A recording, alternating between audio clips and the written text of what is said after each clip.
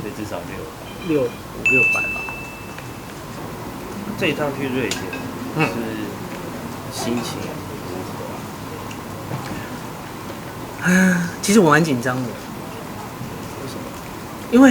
因为它跟以前的那种录音跟创作的方式不一样嘛，而且，就人家这么热情邀请，那你去那边，万一丢脸，那就很难看啦。所以反而对你来讲是压力很大。对啊。在那边那么多天有变瘦？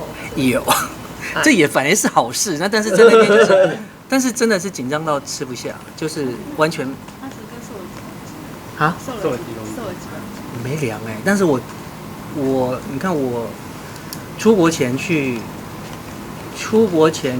正好去量演唱会的衣服，量身要弄演唱会的衣服。我回来，他们说我腰瘦了2寸，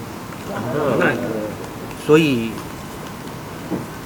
那个体重我没有刻意量，对。预算你抓了多少钱？就是跟你以往来比的话，我觉得2首歌是花了我1张专辑的钱。对，那很可怕。但是我觉得，你这样子算其实是还蛮划算的，就是说，因为我们带了这么多人，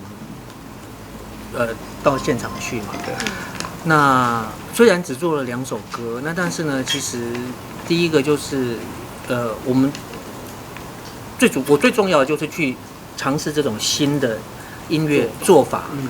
那第二个就是说，其实我们做的东西，其实我带这么多人去，其实我们的素材，我们的那些东西其实很多，所以至少500-600吧。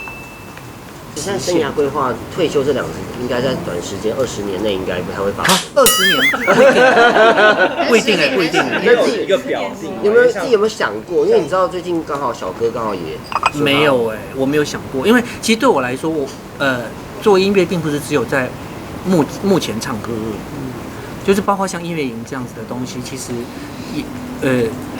也是我觉得很有趣的东西，就是其实包括幕后的制作啦，所以我也许不会在目前唱歌，但是其实做音乐这个东西其实对啊，所以我并没有这种表定的退休计划，对。